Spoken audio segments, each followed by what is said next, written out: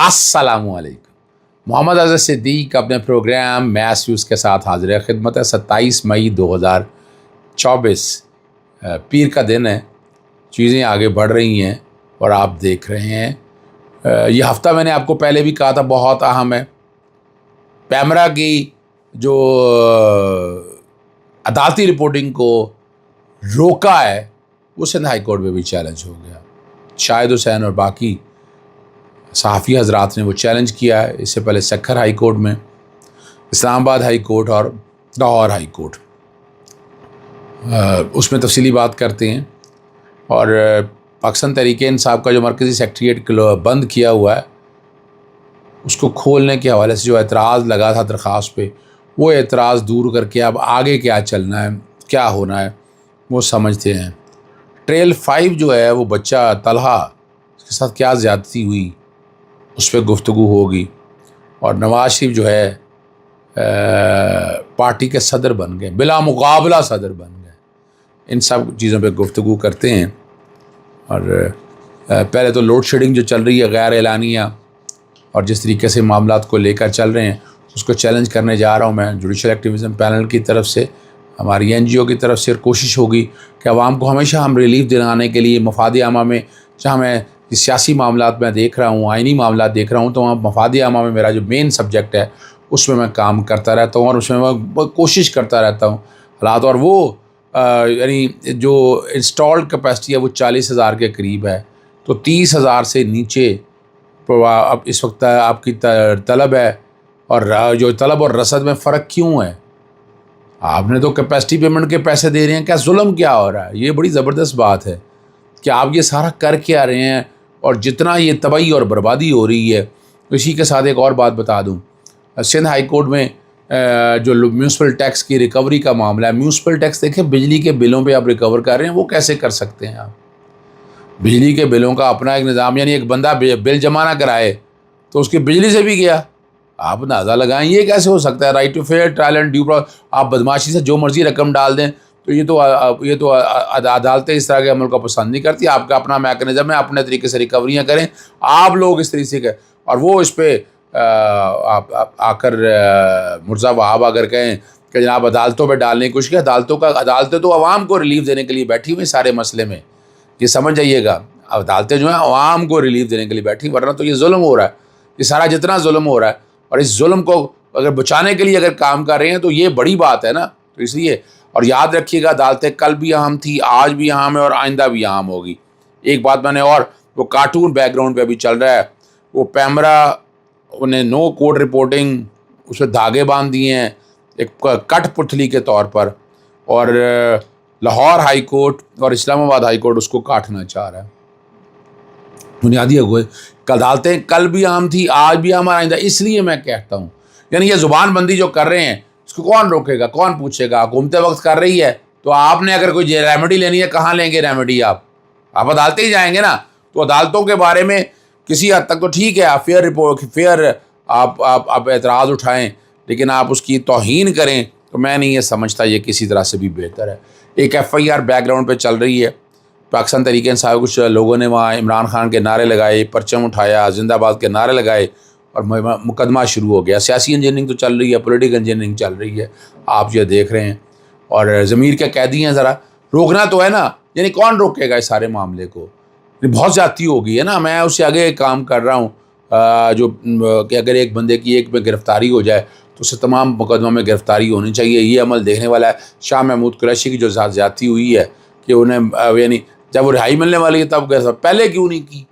پہلے سارے مسئلہ شاہ محمود قریشی تو اس وقت سندھ کے اندر تھے، وہ تو یہاں پنجاب میں تھے بھی نہیں. تو یہ بڑا ایک انوکھا کام ہے یہاں پر ہو رہا ہے. یہاں زیادتی یہ ہے.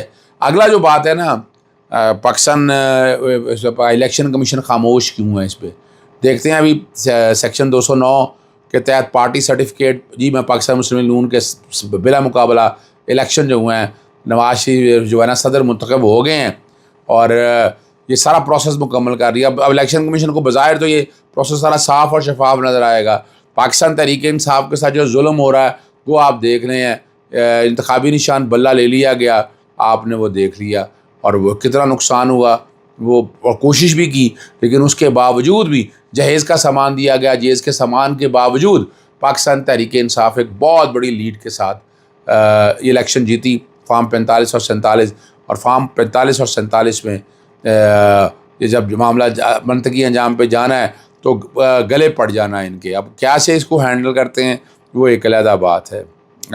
ایک مذاق بھی ہو رہا ہے، اور یہ اس کا جواب چاہیے، وفاقی وزیر داخلہ اس کا جواب دیں کہ وہ جو آپ نے ٹریل 5 پہ 6 موٹر سائیکلیں، 60 اہلکار اور 8 گھوڑوں پر مشتمل مارگلا ٹریک پیٹرولنگ فورس بنائی تھی، اس کے باوجود بھی کیا ہوا؟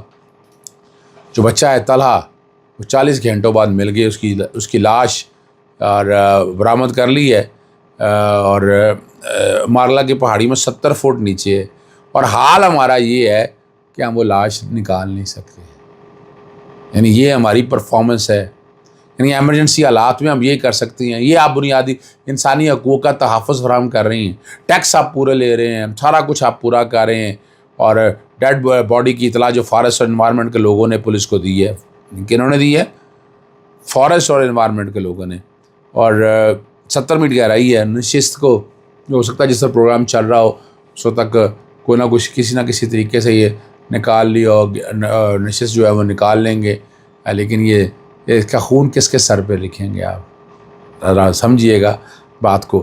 پاکستان تحریک انصاف کے ساتھ بڑی زیادتیاں ہو رہی ہیں، اور ان کا جو سیکریٹریٹ ہے نا، کیا CDA کے آپریشن کے خلاف درخواست پر رجسٹرار ہائی کورٹ کے اعتراضات دور کرنے کی ہدایت جاری کر دی ہے.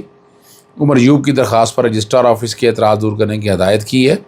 عدالت میں وکلاء پیش ہوئے، جج نے ریمارکس دیے، دور کر کے کہا کہ اعتراض دور کر کے نمبر لگوائیں، سماعت کے لیے وہ مقرر کی جائے. اور یہ CDA کی جانب سے آپ کو پتہ ہے مرکزی سیکریٹریٹ سیل کرنے کا حکم نامہ کالعدم قرار دینے کی استدعا کی تھی.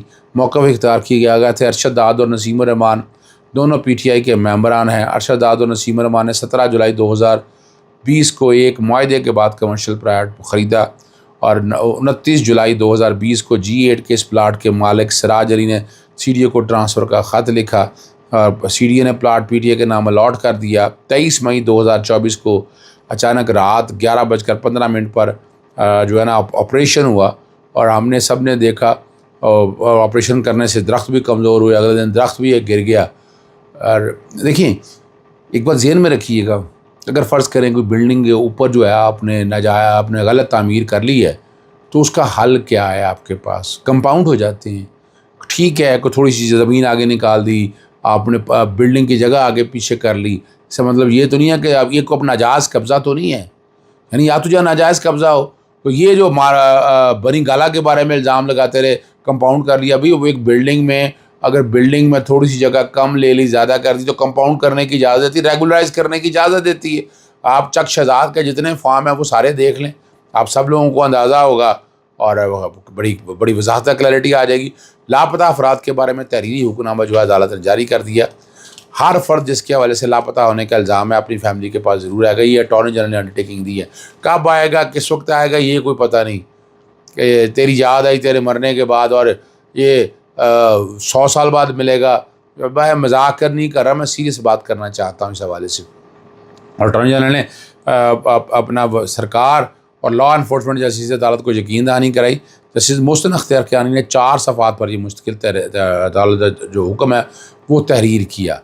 اٹارنی جنرل نے بتایا کہ جبری گمشدگی افراد سے متعلق وزراء پر مستقل کمیٹی نے سفارشات تیار کر لی ہیں، اور انہی کے مطابق کابینہ سے منظوری کے بعد سفارشات عدالت کے سامنے پیش کی، اور اس کا سیاسی حل کرنے کا وہ تقاضا کیا ہے. اور درخواست گزار کی وکیل جو ہے انہوں نے کہا جب 3 طلبہ کی لسٹ اٹارنی جنرل کو دی ہے. عدالت توقع کرتی ہے کہ آئندہ سماعت پر 3 لاپتہ افراد سے متعلق عدالت کو آگاہ کیا جائے گا. اور لاپتہ افراد سے متعلق خفیہ اداروں کے DGs پر مشتمل کمیٹی کے حوالے DIG نے استدعا کی، اور اٹارنی جنرل کے ذریعے ڈائریکٹر جنرل IB کی استدعا منظور کمیٹی میں FIA اور CTD کو بھی شامل کر سکتے ہیں. ISI MI IB اپنے سیکنڈ ہائی لیول افسر کو کمیٹی کا ممبر بنا سکتے ہیں. تو جبری گمشدگی افراد سے متعلق خفیہ اداروں کا DGs پر مشتمل کمیٹی FIA اور CTD کے افسر کو شامل کر سکتے ہیں. یہ عدالت کا حکم ہے. اب اس پہ عمل درآمد کیا ہوتا ہے, کتنا ہوتا ہے, یہ دیکھنے کی بات ہے. کیمرہ پابندی کا نوٹیفیکیشن سندھ ہائی کورٹ میں بھی چیلنج ہو گیا. چیف جسٹس عقیل عباسی صاحب نے اس کیس کی سماعت کرنی ہے, اور شاہد حسین ہے, سینئر رپورٹر ہیں, دوست ہیں, امین انور, شوکت قرائی اور دیگر کی طرف سے یہ درخواست دائر کی ہے. پیمرا وزارت انفارمیشن ٹیکنالوجی اور پاکستان براڈ کاسٹنگ کو فریق بنایا گیا ہے. 21 مئی کا جو نوٹیفیکیشن جاری کیا ہے وہ آئین سے متصادم قرار دیا جائے, اور جو پابندیاں لگائی ہیں, اور واقعی بھی یہ پابندیاں جاتی ہے لائیو کا, یعنی ٹکر آپ چلائیں گے, آپ یہ چلیں گے, آپ جھوٹ وغیرہ بولیں گے, اگر کنٹیمپٹ کریں گے تو عدالت کا اختیار عدالت کے پاس موجود ہے. اجازت چاہتا ہوں. السلام علیکم. اللہ حافظ. پاکستان زندہ باد.